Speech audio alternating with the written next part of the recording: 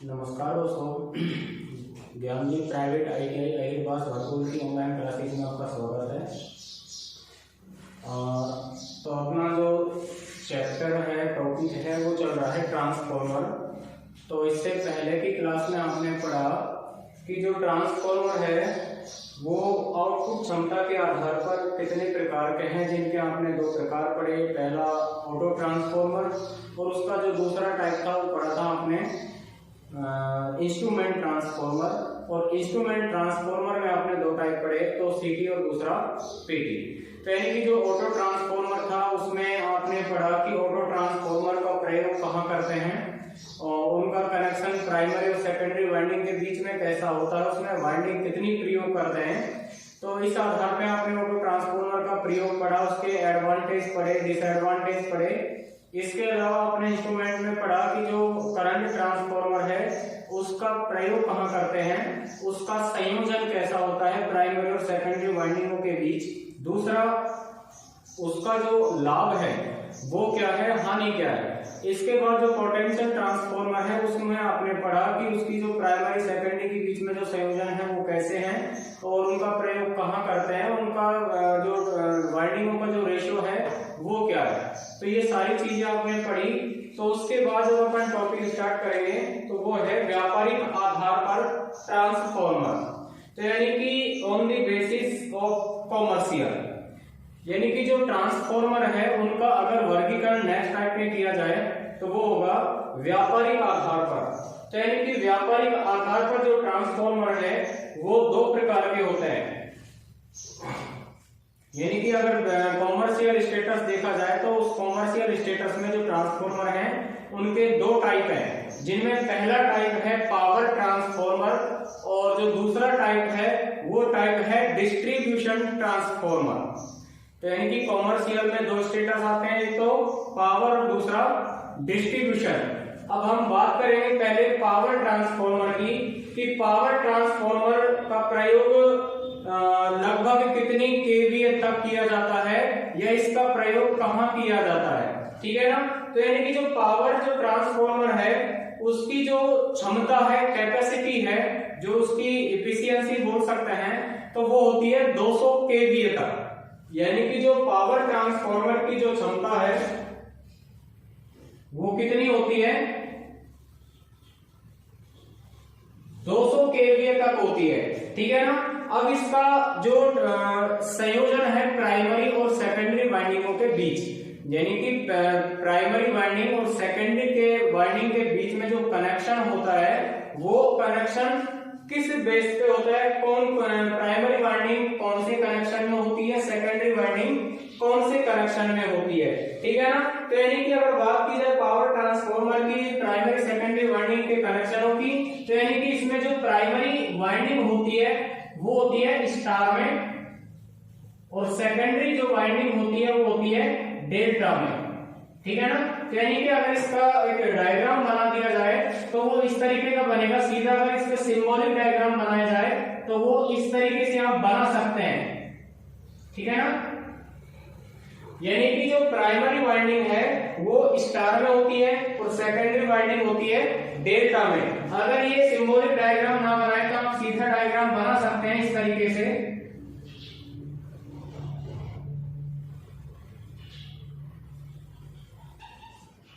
यानी कि इस तरीके से आप डायग्राम बना सकते हैं, यानी कि RYB और तीनों वाइंडिंग के जो मिडिल पॉइंट है, यानी कि ऐसा बिंदु जिस पर तीनों वाइंडिंग एक स्थान पर स्थित हो, यानी कि उसका पॉइंट बने, तो वो जो बिंदु है वो क्या कहलाएगा, न्यूट्रल, ठीक है ना। तो इसी के सापेक्ष में ये पटलन क्रॉस हो जाएंगी और इस तरीके से जो वाइंडिंग स्थापित होगी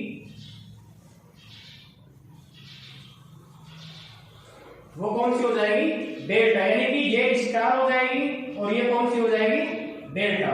तो यानी कि इस प्रकार से जो कनेक्शन जिन ट्रांसफॉर्मर का होता है वो पावर प्रकार के ट्रांसफॉर्मर होते हैं और जिनकी केवीए क्षमता कितनी होती है, 200 केवीए की होती है, ठीक है ना। तो इस तरीके से जो इनका प्रयोग किया जाता है वो ट्रांसमिशन लाइन के छोरों पर किया जाता है वोल्टेज को घटाने और बढ़ाने के लिए, ठीक है ना। तो यानी कि जो पावर प्रकार के जो ट्रांसफॉर्मर है उनका प्रयोग ट्रांसमिशन लाइन में वोल्टेज को बढ़ाने के लिए किया जाता है। इनकी जो पावर क्षमता है वो 200 केवीए तक होती है और इनका जो प्राइमरी सेकेंडरी वाइंडिंग के बीच में जो कनेक्शन होते हैं वो स्टार और डेल्टा में होते हैं। तो यानी कि जो स्टार है उसमें 3 आपने फेज दिए, तो तीनों वाइंडिंग का जो मिडिल पॉइंट है, मध्य बिंदु है, उससे एक जो कनेक्शन है वो यानी कि टेपी निकल के बाहर आएगी, जिसको न्यूट्रल बोलते हैं, यानी कि उदासीन बिंदु बोलते हैं। तो यानी कि उसी प्रकार से जो सेकेंडरी वाइंडिंग में आप वाइंडिंग प्रयोग कर रहे हैं वो डेल्टा कनेक्शन की कर रहा है। इसमें डेल्टा जो वाइंडिंग है इसमें किसी भी प्रकार का उदासीन बिंदु यानी कि न्यूट्रल पॉइंट स्थित नहीं होता है। तो यानी कि इस प्रकार से जो ट्रांसफॉर्मर होते हैं वो पावर प्रकार के ट्रांसफॉर्मर होते हैं, ठीक है ना। तो ये जो फुल लोड पर जो ट्रांसफॉर्मर की जो दक्षता होती है वो उच्च होती है, अधिक होती है, हाई होती है। तो यानी कि जो पावर ट्रांसफॉर्मर है अगर इन पर लोड की कंडीशन यानी कि स्थिति उच्च है, हाई है, तो इनकी दक्षता भी कैसी होगी, अधिक होगी, ठीक है ना। तो यानी कि इनका जो प्रयोग है वो जनरेटिंग स्टेशनों पर किया जाता है या सब स्टेशन जिनको उपकेंद्र बोल रहे हैं, तो ऐसे स्थानों पर इन प्रकार के ट्रांसफॉर्मरों का प्रयोग किया जाता है, ठीक है ना। तो यानी कि ये बात हुई पावर ट्रांसफॉर्मर की।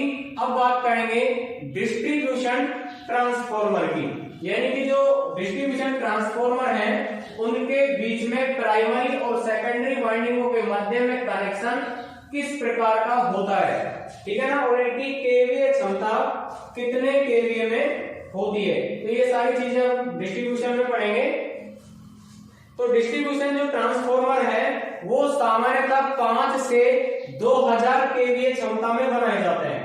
यानी कि जो डिस्ट्रीब्यूशन ट्रांसफॉर्मर है वो 5 केवीए से 2000 केवीए क्षमता में बनाए जाते हैं। यानी कि इनकी जो कैपेसिटी है, इनकी जो दक्षता है यानी किलो वोल्ट एम्पियर में वो कितने से कितने वोल्ट एम्पियर तक होती है, 5 किलो वोल्ट एम्पियर से 2000 किलो वोल्ट एम्पियर तक। अब बात करते हैं इनके दोनों वाइंडिंगों के बीच में कनेक्शन की, यानी कि जो डिस्ट्रीब्यूशन प्रकार के जो ट्रांसफॉर्मर हैं उनके प्राइमरी और सेकेंडरी वाइंडिंग्स के बीच में जो कनेक्शन स्थित होता है वो कौन कौन सा होता है। तो आपने पावर में देखा कि पावर ट्रांसफॉर्मर में प्राइमरी वाइंडिंग स्टार में होती है और सेकेंडरी जो वाइंडिंग है वो डेल्टा में होती है। तो उसी प्रकार से हम बात करेंगे डिस्ट्रीब्यूशन की। तो यानी कि डिस्ट्रीब्यूशन की जो वाइंडिंग होती है वो जो प्राथमिक वाइंडिंग होती है, प्राइमरी वाइंडिंग होती है वो डेल्टा में होती है और सेकेंडरी वाइंडिंग स्टार में होती है, यानी कि पावर के विपरीत होती है, अपोजिट होती है, ठीक है ना। तो यानी कि इस तरीके से आप बना सकते हैं। अगर सिंबॉलिक बनाना चाहें कि सिंबल के द्वारा आप प्रदर्शित करना चाहें तो इसको इस तरीके से बना सकते हैं। और अगर आप वाइंडिंग यानी कि वाइंडिंग के द्वारा आप बनाएं तो वो आप इस तरीके से बना सकते हैं।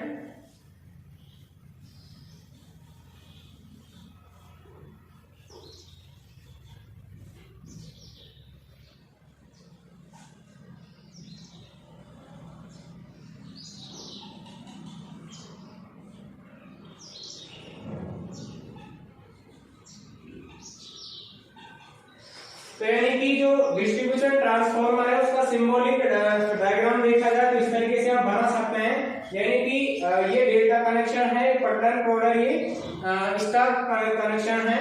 अगर इसका वाइंडिंग का प्रारूप देखा जाए तो वाइंडिंग का प्रारूप इस तरीके से बना सकते हैं, यानी कि आर वाई बी ये 3 पॉइंट हो गए, इनपुट सप्लाई के हो गए, और ये जो वाइंडिंग है वो किस कनेक्शन में स्थित है, डेल्टा कनेक्शन में। बीच में वही पटलन क्लोड है और जो सेकेंडरी वाइंडिंग है वो कौन से कनेक्शन में है, स्टार कनेक्शन में। और स्टार कनेक्शन में मैंने पहले भी बताया था कि जो तीनों वाइंडिंगों का जो जॉइंट होता है, जो बिंदु होता है, जो मिडिल पॉइंट होता है, वहां से जो टेपिंग निकलती है उसको बोलते हैं उदासीन बिंदु या न्यूट्रल पॉइंट। तो इस तरीके से जो डिस्ट्रीब्यूशन ट्रांसफॉर्मर है उसकी प्राइमरी और सेकेंडरी वाइंडिंग के बीच में डेल्टा ऑब्लिक स्टार में कनेक्शन स्थित होते हैं। तो इस प्रकार से इन ट्रांसफॉर्मरों का जो कंट्रैक्शन है, बनावट है वाइंडिंगों के बीच में, उनके कनेक्शनों के बीच में वो स्थित होता है। अब बात करते हैं कि जो डिस्ट्रीब्यूशन ट्रांसफार्मर है उसके एडवांटेज क्या है, यानी कि आप इनका जो प्रयोग कर रहे हैं उनके लाभ क्या हैं। तो उनका सबसे बड़ा लाभ यह है कि अगर इन प्रकार के ट्रांसफार्मरों को आप स्थापित करते हैं तो इन प्रकार के ट्रांसफार्मर के साथ 3 फेज सप्लाई के साथ सिंगल फेज सप्लाई भी प्राप्त कर सकते हैं। यानी कि जो पावर प्रकार के ट्रांसफार्मर हैं उनके द्वारा आप सिंगल फेज यानी कि एकल फेज की सप्लाई प्राप्त नहीं कर सकते, केवल किसके द्वारा कर सकते हैं, डिस्ट्रीब्यूशन ट्रांसफार्मर के माध्यम से। अब वो कर कैसे सकते हैं, यानी कि जो इसका कनेक्शन होता है वो डेल्टा ऑब्लिक स्टार में होता है और स्टार के जो तीनों वाइंडिंगों का जो मध्यस्थ बिंदु है, मिडिल पॉइंट है, उस पर उदासीन बिंदु निकलता है यानी कि न्यूट्रल पॉइंट निकलता है। तो उसके माध्यम से किसी भी एक फेज के साथ अगर न्यूट्रल आ जाएगा तो वो जो कनेक्शन है वो एकल फेज यानी कि सिंगल फेज का होगा, और उसी के विपरीत अगर 3 फेज और एक न्यूट्रल मिल जाए तो वो कनेक्शन 3 फेज का होगा। तो इस प्रकार से जो डिस्ट्रीब्यूशन ट्रांसफार्मर है उनके माध्यम से 3 फेज व सिंगल फेज की सप्लाई आप प्राप्त कर सकते हैं, और पावर प्रकार के ट्रांसफार्मरों में जो सिंगल फेज की जो सप्लाई है आपूर्ति है वो आपको नहीं मिल सकती। तो इस प्रकार से इनका संयोजन और इनका प्रयोग किया जाता है, ठीक है ना। अब बात करते हैं इनकी कैपेसिटी की, यानी कि अगर इनकी क्षमता, जो डिस्ट्रीब्यूशन ट्रांसफार्मर है उनकी अगर क्षमता 15,000 केवीए से कम है तो वो ट्रांसफार्मर एलटी कहलाएंगे, और अगर क्षमता 15,000 केवीए से अधिक है तो वो ट्रांसफार्मर एचटी ट्रांसफार्मर कहलाएंगे। यानी कि एचटी का जो मान है वो 650 वोल्टेज से ऊपर मानते हैं सामान्य अवस्था में। बाकी में हम ट्रांसफार्मर की अवस्था की बात की जाए तो ट्रांसफार्मरों के मध्य अगर बात करें डिस्ट्रीब्यूशन के अंदर तो उसमें अगर रेटिंग 15,000 केवीए तक है यानी कि 15,000 किलोवोल्ट एम्पियर तक क्षमता के अगर ट्रांसफार्मर है तो वो लो टेंशन कहलाएंगे, यानी कि निम्न लाइन पर कार्य करने वाले ट्रांसफार्मर कहलाएंगे। और उसी अवस्था में अगर उसकी रेटिंग 15 केवीए से ऊपर है यानी कि जो 15,000 किलोवोल्ट एम्पियर की क्षमता से अधिक के जो ट्रांसफार्मर हैं वो एचटी ट्रांसफार्मर कहलाएंगे, यानी कि हाई टेंशन ट्रांसफार्मर कहलाएंगे। तो इस आधार पे भी इनका वर्गीकरण किया जाता है, यानी कि डिस्ट्रीब्यूशन ट्रांसफार्मर है उसकी सामान्य अवस्था में जो रेटिंग होती है वो 5 से 2000 केवीए में होती है। कितने केवीए में? 5 केवीए से 2000 केवीए में होती है। इनके जो प्राइमरी सेकेंडरी वाइंडिंगों के बीच में जो कनेक्शन होते हैं वो डेल्टा स्टार में होते हैं। उसके अपेक्षा इनके जो एडवांटेज है वो ये है कि इनके द्वारा 3 फेज सप्लाई के साथ सिंगल फेज सप्लाई भी प्राप्त कर सकते हैं। इसके अलावा जो इनका रेटिंग रेशियो है वो 15,000 केवीए तक है तो वो एलटी को कहलाएंगे, यानी कि लो टेंशन ट्रांसफार्मर कहलाएंगे। और अगर वो 15,000 केवीए से अधिक क्षमता के ट्रांसफार्मर हैं तो वो एचटी ट्रांसफार्मर कहलाएंगे। तो इस प्रकार से इन ट्रांसफार्मरों का वर्गीकरण किया गया है, यानी कि जो कॉमर्शियल स्टेटस टाइप के जो ट्रांसफार्मर हैं उनका वर्गीकरण पावर डिस्ट्रीब्यूशन में किया, और उनका जो उपयोग है वो कहां करते हैं, उनकी रेटिंग कितनी होती है, उनके प्राइमरी सेकेंडरी वाइंडिंग के बीच में जो कनेक्शन स्थित होते हैं वो कौन कौन से होते हैं, ठीक है ना। तो इस प्रकार से दोनों प्रकार के ट्रांसफार्मरों की जानकारी आपने प्राप्त की।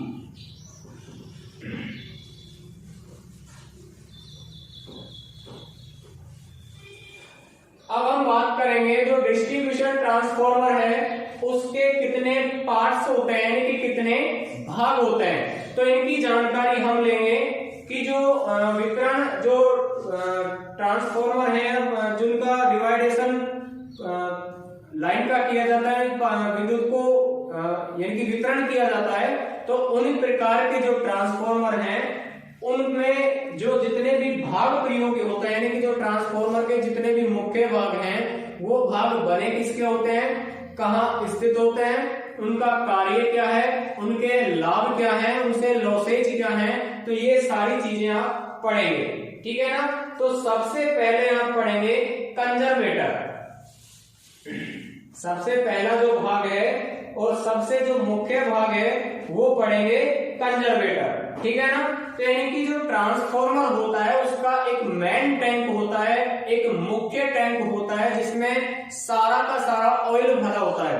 तो उस मुख्य टैंक यानी कि बड़े टैंक के ऊपर एक छोटा टैंक होता है जिसको बोलते हैं कंजर्वेटर या संरक्षक।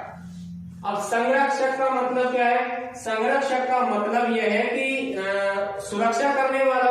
तो इसीलिए जो कंजर्वेटर है उसको ट्रांसफॉर्मर की जीवन रेखा बोलते हैं, ट्रांसफॉर्मर की लाइफलाइन बोलते हैं। अब इसकी बात करेंगे कि जो कंजर्वेटर का जो कार्य है वो क्या है। तो यानी कि हम बात करेंगे ट्रांसफॉर्मर की, यानी कि जब किसी भी ट्रांसफॉर्मर को लोड से जोड़ेंगे तो लोड से जोड़ने के बाद जब वाइंडिंग्स गर्म होंगी, पटलन क्रोड गर्म होंगी, तो उसकी जो ऊष्मा को ग्रहण करने का जो कार्य है वो ऑयल का है। ऑयल उस ऊष्मा को ग्रहण करेगा, ऑयल जब गर्म होगा तो उसमें प्रसार होगा यानी कि वो फैलेगा।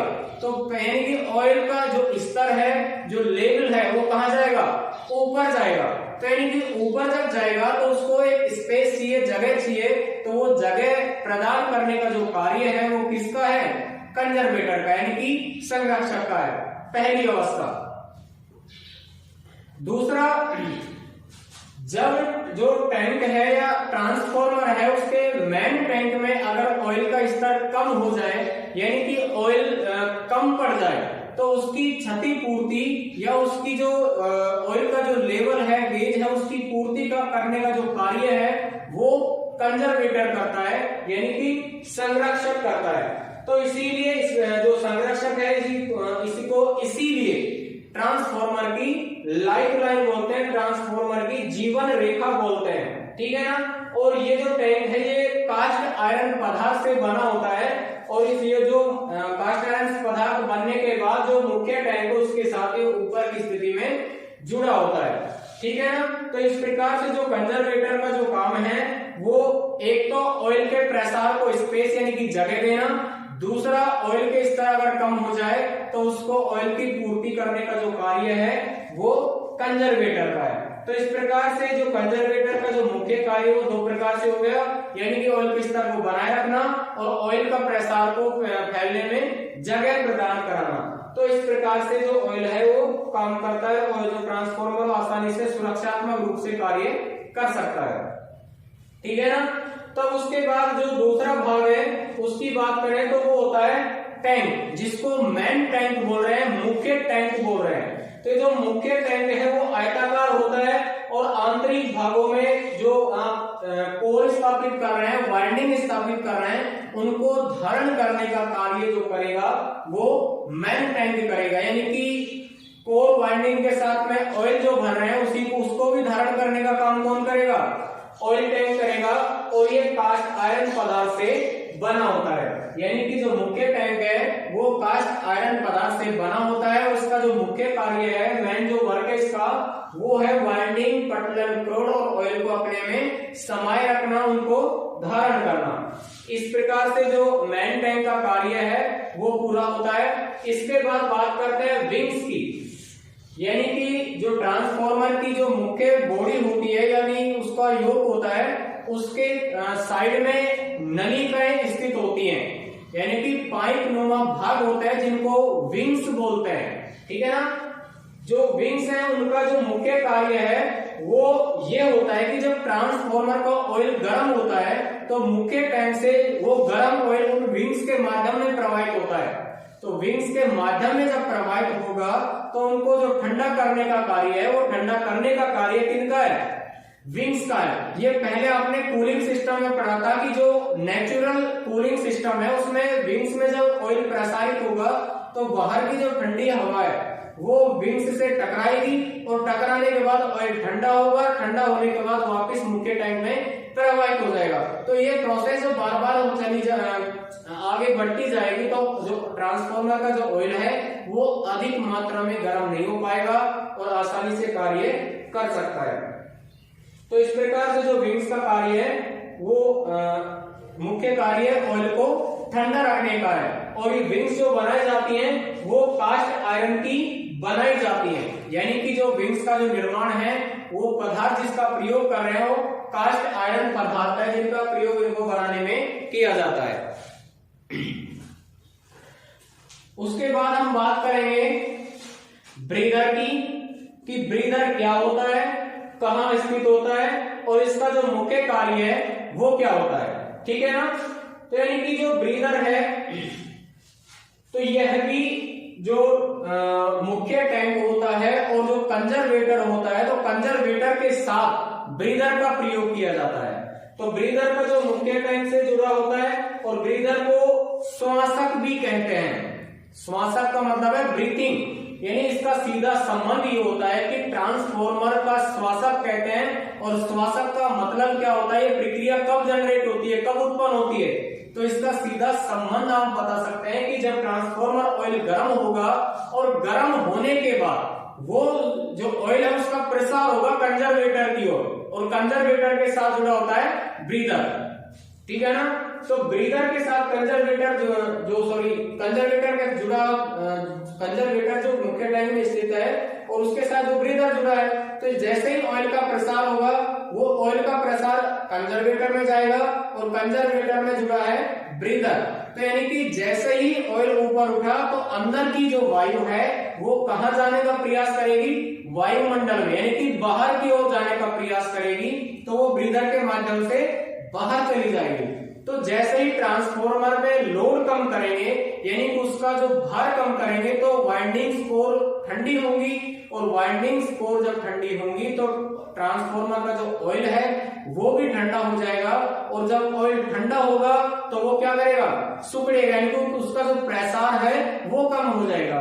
तो यानी कि प्रेशर जब कम होगा तो बाहर की वायु कहां जाने का प्रयास करेगी, अंदर जाने का प्रयास करेगी, यानी कि जो ऑयल ने जो फैलाव किया उस जगह को भरने के लिए बाहर की हवा कहां जाने का प्रयास करेगी, अंदर जाने का प्रयास करेगी।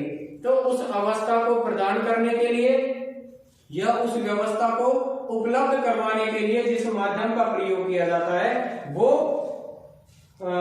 ब्रीदर है। इसीलिए जो ट्रांसफॉर्मर का जो श्वासक है, ब्रीथिंग पॉइंट है, वो ब्रीदर को कहते हैं। ठीक है ना, इसीलिए इसको श्वासक कहते हैं। दूसरा इसका जो मुख्य कार्य है वो होता है कि जब सिकुड़न की ऑयल की अवस्था आए उस दौरान बाहर की हवा जब अंदर जाने का प्रयास करेगी तो हवा के साथ नमी स्थित होती है, और उस नमी को जो सोखने का कार्य होता है वो ब्रीदर का होता है।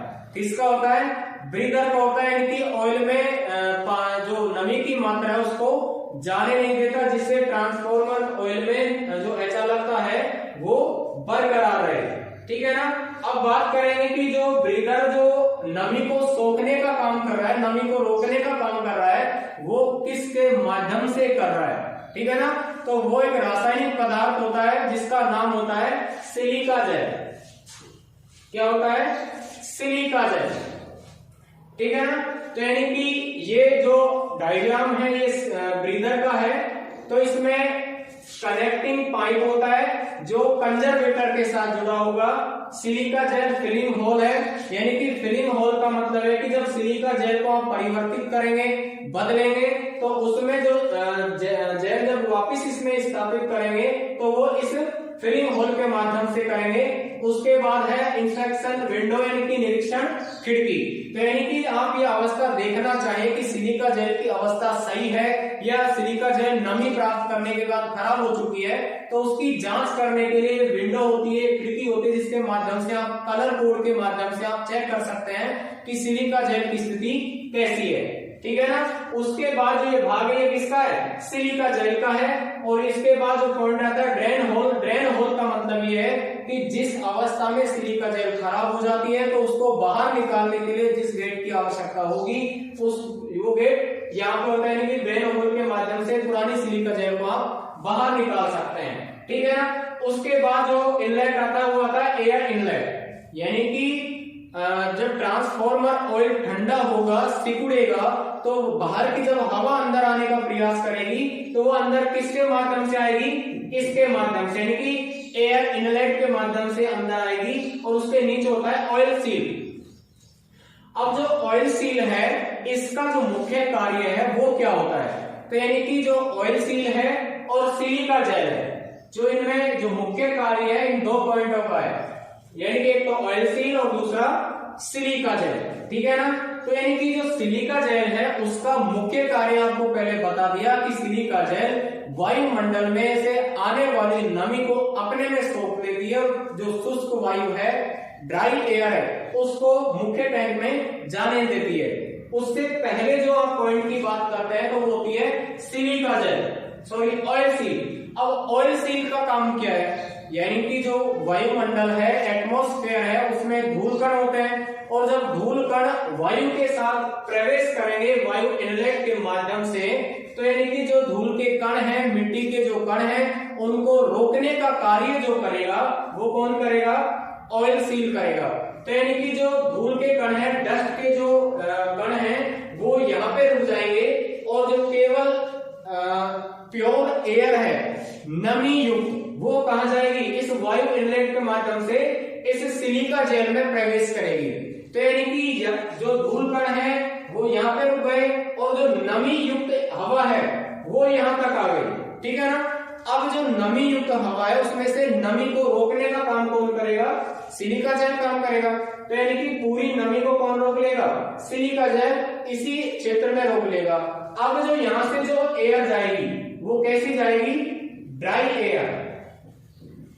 कौन सी एयर जाएगी, ड्राई एयर, यानी कि शुष्क हवा जाएगी, और शुष्क हवा जब ट्रांसफॉर्मर में जाएगी तो उसमें किसी भी प्रकार का कोई व्यवधान उत्पन्न नहीं होगा, यानी कि ट्रांसफॉर्मर ऑयल के जो अचालकता है उसके ऊपर किसी भी प्रकार का कोई दुष्प्रभाव नहीं पड़ेगा।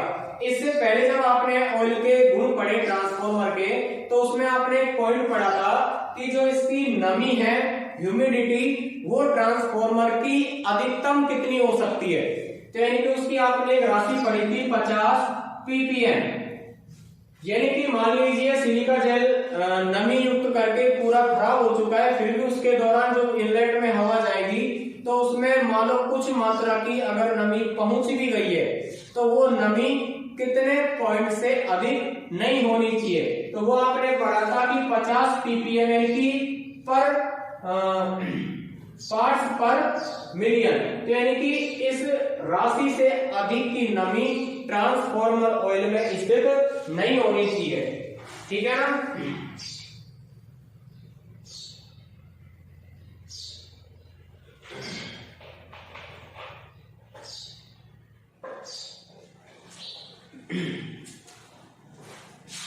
इस प्रकार से जो ब्रीदर है उसका केवल काम है श्वासक का, ट्रांसफॉर्मर को ब्रीथिंग करवाने का, और उसमें जो प्रोटेक्टिव के रूप में जो मटेरियल काम में लेते हैं, जो केमिकल मटेरियल काम में लेते हैं, वो होती है सिलिका जेल। सिलिका जेल का काम केवल नमी को रोकना है, और ऑयल सील का केवल काम धूल के कणों को रोकना है, ठीक है ना। अगर सिलिका जेल का आपको नाम रासायनिक सूत्र अगर पूछा जाए तो CaCl2 के नाम से प्रदर्शित करेंगे, जिसको बोलेंगे कैल्शियम क्लोराइड। क्या बोलेंगे, कैल्शियम क्लोराइड, ठीक है ना।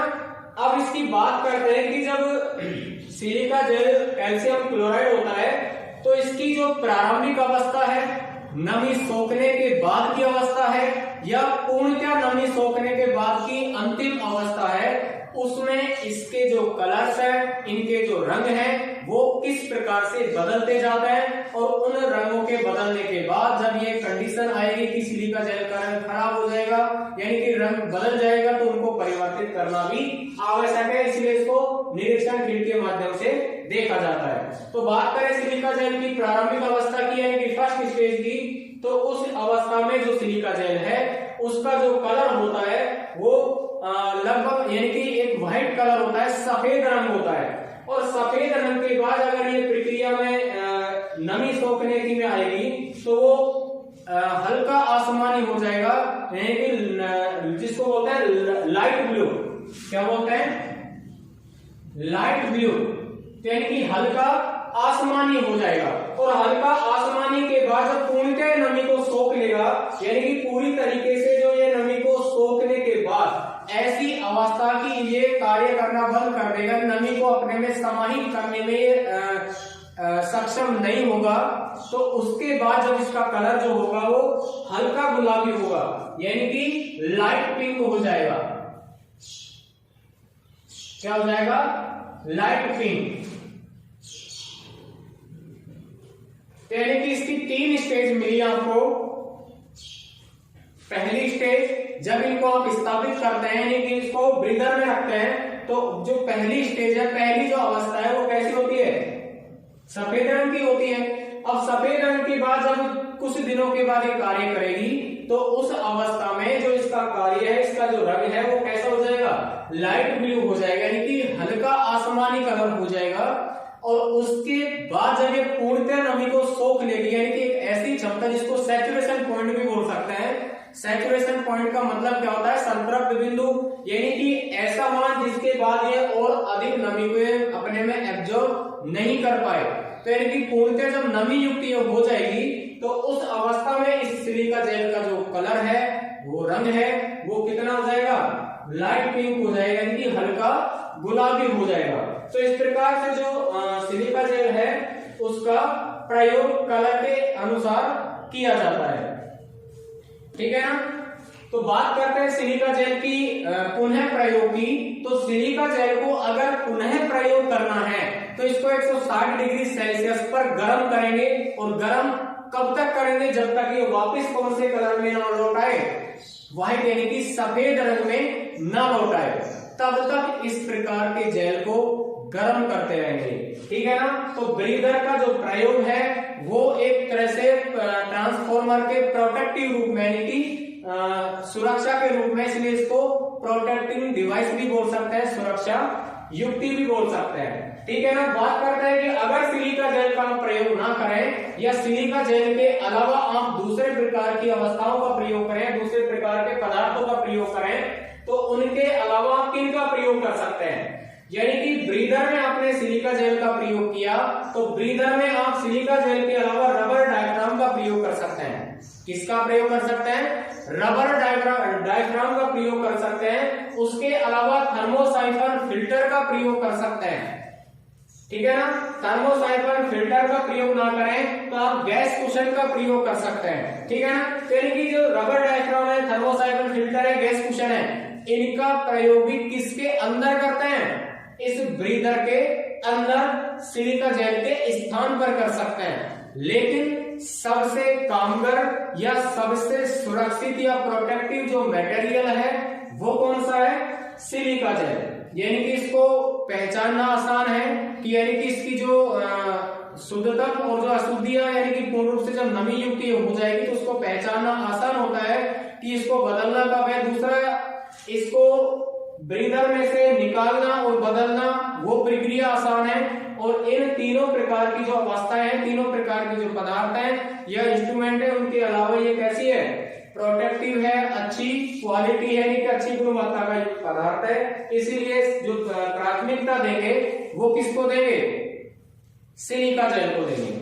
ठीक है ना? तो इस प्रकार से सिलिका जेल का प्रयोग किया जाता है ब्रीदर के अंदर। और इसीलिए कहते हैं कि जो ब्रीदर है वो ट्रांसफॉर्मर का श्वासक होता है। क्या होता है? श्वासक। ठीक है ना? अब बात करेंगे तापमापी की, कि जो टेम्परेचर मीटर है, थर्मोमीटर है, उसका ट्रांसफॉर्मर में मुख्य कार्य क्या होता है? तो यानी कि जो मेन टैंक है उसमें एक थर्मोमीटर होता है। अब उस थर्मोमीटर का जो कार्य है वो क्या होता है?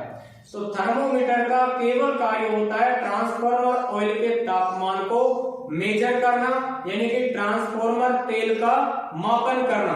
यानी कि जैसे जैसे लोड बढ़ाते जाएंगे तो ट्रांसफॉर्मर ऑयल गर्म होगा, और गर्म जब होगा तो डिग्री सेल्सियस में उस मान को जो प्रदर्शित करने का कार्य करेगा वो थर्मोमीटर का है। यानी कि थर्मामीटर इस कार्य को भली भांति अपने में करता रहेगा। ठीक है ना? और थर्मामीटर यदि 100 डिग्री सेल्सियस की सीमा अगर दर्शा दे तो उसके बाद जो ट्रांसफॉर्मर की जो कूलिंग सिस्टम है, जो शीतलन प्रणाली है, उसकी जांच करें कि शीतलन प्रणालियों में कहां खामी है जिसके द्वारा टेम्परेचर जो ऑयल का है वो इतना अधिक इंक्रीज हुआ है। इस प्रकार से जो थर्मोमीटर है, तापमापी, उसका प्रयोग किया जाता है। ठीक है ना। अब उसके बाद बात करते हैं बकौल्ज रिले की, कि बकौल्ज रिले है उसका प्रयोग कैसे करते हैं, कहां करते हैं, और इसका जो मुख्य कार्य है वो क्या है, इसमें कितने भाग होते हैं। ठीक है ना।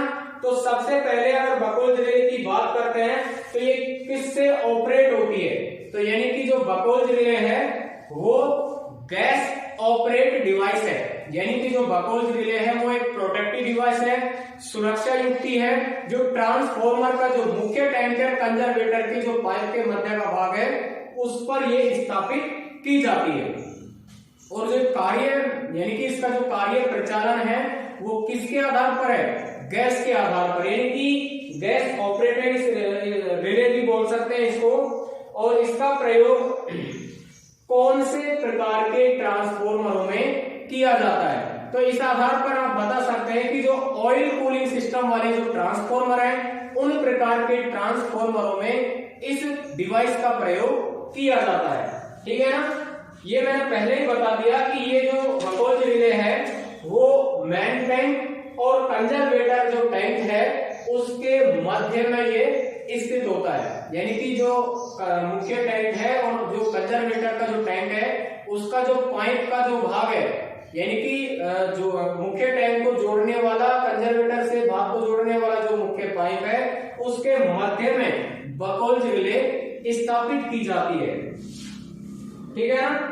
तो यानी कि जो बकौल्ज रिले का जो मुख्य कार्य है वो क्या है, तो यानी कि जो बकौल्ज रिले का मुख्य कार्य है वो ये होता है कि जब किसी भी कंडीशन में, किसी भी स्थिति में आंतरिक दोष पैदा होता है तो आंतरिक दोष पैदा हो जाने की स्थिति में अलार्म के द्वारा या बीप के द्वारा ऑपरेटर को यह संदेश देती है कि ट्रांसफॉर्मर में किसी भी प्रकार का आंतरिक दोष उत्पन्न हो चुका है। अगर उस अवस्था में भी कोई इसको ऑपरेट नहीं करेगा ट्रांसफॉर्मर को, तो उसके बाद बकौल्ज रिले मेन परिपथ को बंद कर देती है, जिससे ट्रांसफॉर्मर में किसी भी प्रकार का व्यवधान, किसी भी प्रकार का मेजर मिस्टेक यानी कि अधिक मान का कोई व्यवधान उत्पन्न नहीं होता है। ठीक है ना। तो इस प्रकार से जो बकौल्ज रिले है उसका कार्य होता है। अब बात करते हैं कि जो बकौल्ज रिले है वो कार्य कैसे करती है, इसके बारे में आप पढ़ेंगे कि बकौल्ज रिले आपको ये बता दिया कि स्थापित कहां करते हैं, ये किससे प्रचालित डिवाइस है, ये आपको बता दिया कि जो बकौल्ज रिले है वो गैस ऑपरेटेड डिवाइस है, यानी कि गैस के द्वारा ये प्रचालित होती है। तो इस तरीके से आप पढ़ेंगे। तो पहले जानेंगे कि बकौल्ज रिले है उसमें कौन कौन से भाग होते हैं। यानी कि जो बकौल्ज रिले है उसमें दो प्रकार के फ्लोट काम में लिए जाते हैं, जिस प्रकार से डायग्राम में आपको दिख रहे हैं कि एक तो फ्लोट ए होता है और एक फ्लोट बी होता है। ठीक है ना। उसके बाद दो मर्करी स्विच काम में लिए जाते हैं, यानी कि जो स्विच है कौन से टाइप के हैं, मर्करी स्विच है, यानी कि जो स्विचों में जो मटेरियल है वो मर्करी होता है। तो यानी कि मर्करी स्विच ये 1 है और ये 2 है। ठीक है ना। अब बात करते हैं मर्करी यानी कि पारा, इनमें पारा युक्त स्विच काम में क्यों लेते हैं, क्योंकि पारा एक ऐसी धातु है, ऐसा द्रव धातु है जो ऊष्मा का सबसे अच्छा चालन करता है, इसीलिए जो मर्करी स्विच है वो बकौल्ज रिले में प्रयोग किया जाता है। ठीक है ना। उसके बाद ड्रेन प्लग है। ठीक है ना। उसके बाद तेल का जो स्तर है, ऑयल लेवल, वो इंडिकेट होता है। इलेक्ट्रिक बेल है। और कंजर्वेटर में जो एरो दे रखा है उसका मतलब यह है कि जो मुख्य टैंक से ऑयल जो आएगा वो बकौल्ज रिले के माध्यम से कहा जाएगा, कंजर्वेटर की ओर जाएगा। ठीक है ना। तो अब बात करते हैं इसके कार्य की, बकौल्ज रिले कार्य कैसे करती है। तो आपने पहले ट्रांसफॉर्मर जो तेल है उसमें एक पॉइंट पढ़ा था, आपको याद हो तो उसमें पढ़ा था कि जो ऑयल की जो एसिडिटी है, जो ऑयल की जो अम्लीयता है वो कैसी होती है। ठीक है ना। और उसकी कितनी मात्रा होती है आपने पहले पढ़ लिया। तो उस आधार पे हम कह सकते हैं कि जब ट्रांसफॉर्मर में अम्लीयता बढ़ती है तो अम्लीयता बढ़ने के कारण जो गैस उत्पन्न होती है वो सबसे अधिक गैस की जो मात्रा होती है वो गैस होती है हाइड्रोजन। कौन सी होती है? Hydrogen gas. यानी कि जब ट्रांसफॉर्मर तेल की जो अम्लीयता बढ़ेगी, उसकी एसिडिटी बढ़ेगी, तो उसमें जो सर्वाधिक उत्पन्न होने वाली गैस है वो गैस होती है हाइड्रोजन गैस। कौन सी गैस होती है? हाइड्रोजन गैस होती है।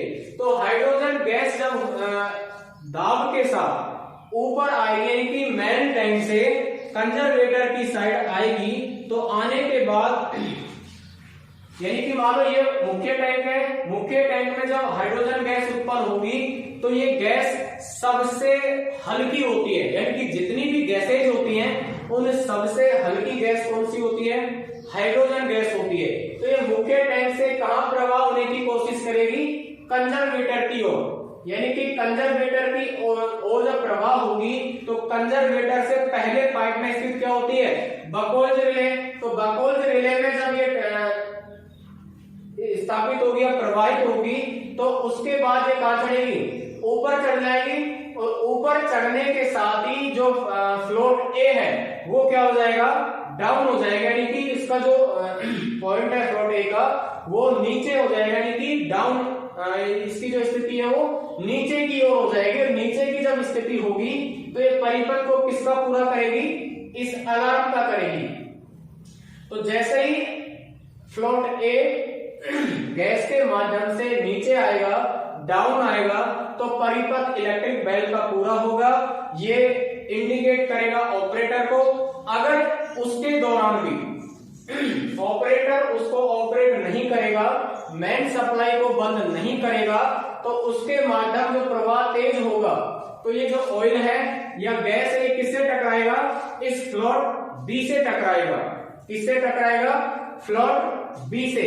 और जैसे ही ये ऑयल या गैस फ्लोट बी से टकराएगा तो ये फ्लोट बी क्या करेगा? नीचे आएगा, और नीचे आने के बाद ट्रिपिंग कॉइल क्या करेगी? परिपथ को ऑफ कर देगी, यानी कि परिपथ को बंद कर देगी।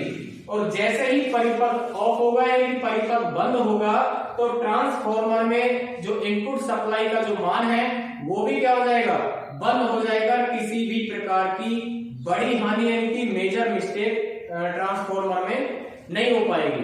तो इस प्रकार से जो बकोल्ज रिले है उसका प्रयोग किया जाता है। इस आधार पर आप कह सकते हैं कि जो बकोल्ज रिले है वो एक सुरक्षात्मक युक्ति है, प्रोटेक्टिव डिवाइस है जो ट्रांसफॉर्मर की सुरक्षा करती है, ट्रांसफॉर्मर में किसी भी प्रकार की बड़ी हानि को होने से रोकती है। ठीक है ना? तो जिस प्रकार से इससे पहले आपने पढ़ा कि ब्रीदर है वो भी ट्रांसफॉर्मर की क्या करती है? सुरक्षा करती है, यानी कि नमी को रोकने का काम कर रही है। अगर नमी को रोक रही है तो ऑयल में चालकता नहीं बढ़ेगी, यानी कि नमी नहीं बढ़ेगी।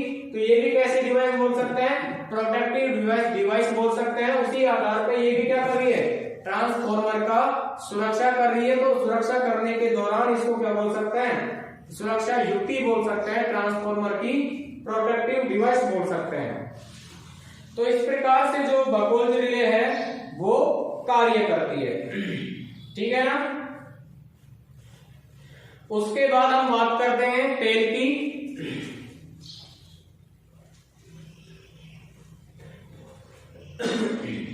कि बकोल्ज रिले है, ब्रीदर है, और आपने कंजर्वेटर पढ़ा, मुख्य टैंक पढ़ा, उसके बाद विंग्स पढ़े, उसके बाद पढ़ेंगे तेल यानी कि ऑयल।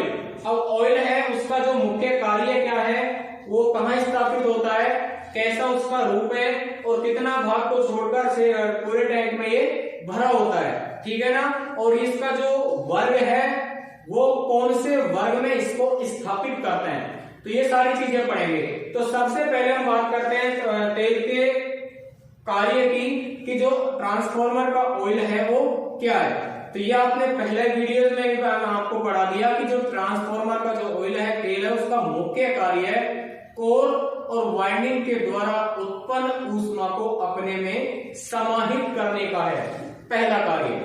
दूसरा कार्य, मैं जो कोर आपने पढ़ी उसके अंदर मैंने बताया था कि जब कोर को आप पटलन करते हैं कि एक के ऊपर एक अगर स्थापित करके उनको रिवीट करते हैं और वार्निश से आलेपित करते हैं, जिसको सेलेक्ट बोलते हैं, तो उसके बाद भी उसमें एयर गैप बच जाते हैं।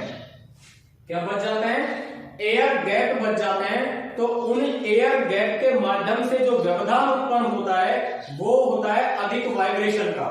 तो यानी कि जब अधिक वाइब्रेशन होगा तो अधिक शोर होगा और ट्रांसफॉर्मर सही तरीके से कार्य नहीं कर पाएगा। तो उस एयर गैप को समाप्त करने का कार्य भी कौन करेगा, ऑयल करेगा। यानी कि उन एयर गैप में ऑयल क्या करेगा, प्रवेश कर जाएगा और एयर गैप को समाप्त कर देगा। ये भी काम किसका होता है, ऑयल का होता है। उसके अलावा जो सबसे प्रमुख है वो है वाइंडिंग्स के बीच में अचालकता प्रदान करना। यानी कि जो तेल है वो कैसा होता है, अचालक प्रकार का होता है, इंसुलेटिंग प्रकार का होता है, जिसके माध्यम से वाइंडिंग्स के बीच में शॉर्ट सर्किट पैदा नहीं होता। तो इस प्रकार से जो ट्रांसफार्मर का जो ऑयल है वो काम करता है।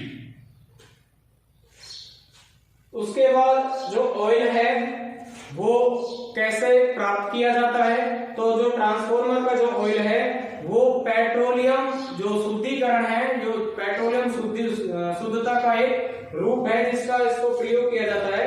और इसका जो प्रयोग है वो टैंक के साइज के अनुरूप, यानी कि जितने साइज का टैंक है उसके 1/3 भाग को छोड़कर उसमें भर दिया जाता है। यानी कि अगर कोई भी टैंक है वो अलग अलग धारिता के होते हैं तो वो धारिता कितनी भी हो सकती है, तो उस धारिता के अनुसार जितनी भी धारिता का टैंक है उसका 1/3 भाग छोड़कर पूरा जो टैंक है वो ऑयल से भर दिया जाता है। उसके बाद बात करते हैं इसके फ्लैश पॉइंट की, यानी कि प्रज्वलित बिंदु की। किसकी, प्रज्वलित बिंदु की।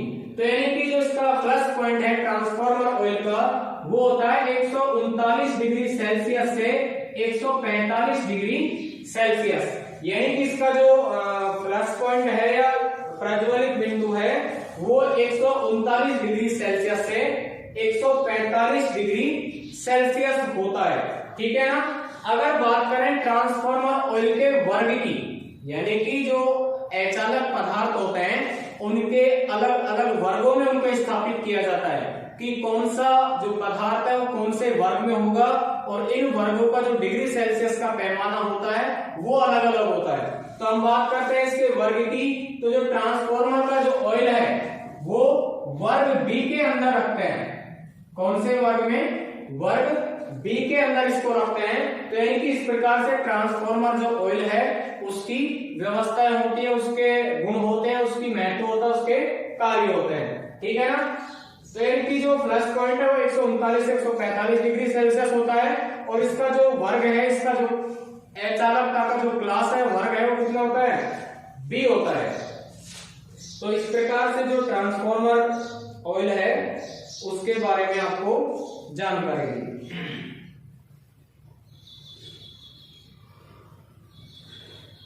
उसके बाद बात करेंगे ऑयल गेज की।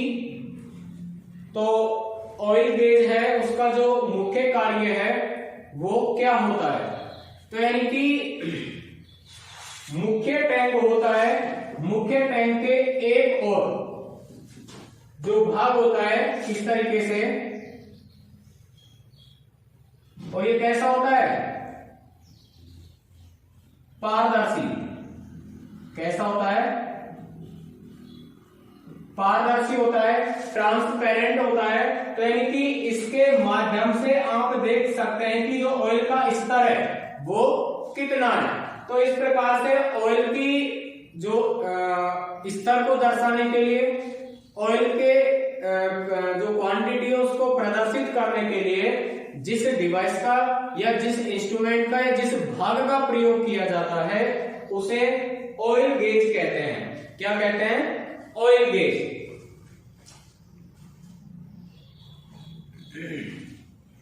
ठीक है ना। तो उसके बाद हम बात करेंगे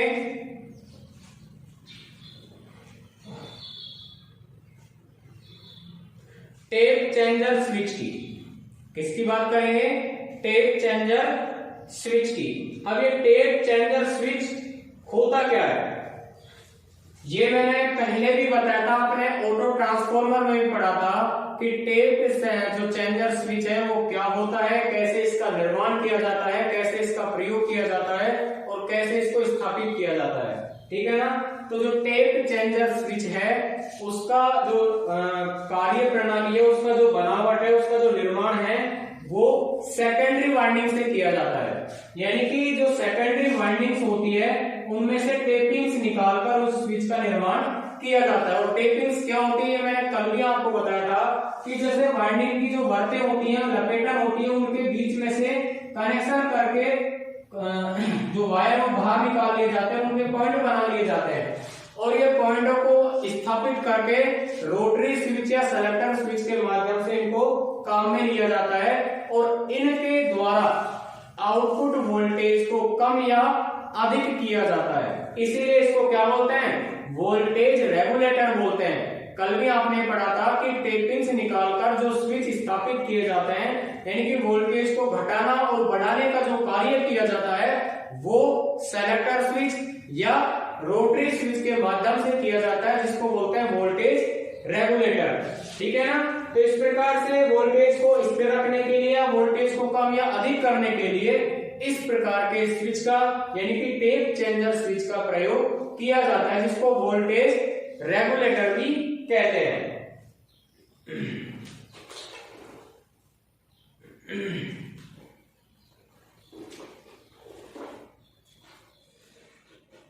उसके बाद बात करते हैं वाइंडिंग की, कि जो वाइंडिंग होती है उसमें जो तार प्रयोग किए जाते हैं वो कौन से प्रकार के होते हैं। तो यानी कि जो ट्रांसफॉर्मर की जो वाइंडिंग स्थापित की जाती है वो तार बनाए जाते हैं कॉपर से, यानी कि कॉपर के बने तार हैं उनके द्वारा वो वाइंडिंग स्थापित की जाती है।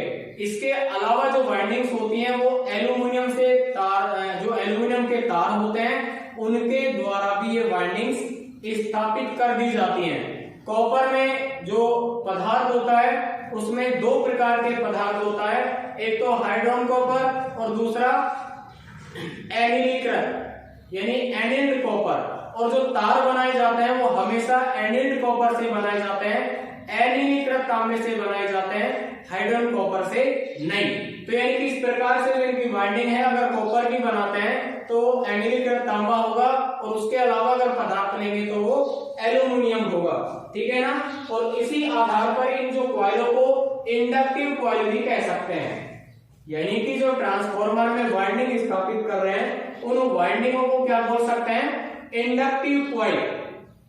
क्या बोल सकते हैं, इंडक्टिव कॉइल बोल सकते हैं। और इनका गेज क्षमता के अनुसार अलग अलग ले सकते हैं। तो इस प्रकार से जो वाइंडिंग होती है वो स्थापित कर दी जाती है और इनके ऊपर इनेबल पदार्थ का एचालक पदार्थ भरा होता है, यानी कि पदार्थ का लेपन होता है, पदार्थ से कोटेड होते हैं। तो इस प्रकार से जो भाग होते हैं इनका प्रयोग किया जाता है और इस प्रकार से जो प्रयोग करते हैं भागों का उसका सुरक्षात्मक रूप से करते हैं, उनका कार्य के अनुरूप भी कार्य प्रयोग किया जाता है। तो यानी कि इससे आगे अपन और भी पढ़ेंगे, जो एक्सप्लोजन वेंट है, बुशिंग है या कोर है, उसके अलावा जो नेक्स्ट जो डिवाइडेशन है वो है बेसिक ऑफ लोकेशन, यानी कि स्थापना के आधार पर जो ट्रांसफॉर्मर होते हैं वो कितने प्रकार के होते हैं। इसके अलावा और भी जो टाइप्स हैं वो हम पढ़ेंगे। धन्यवाद।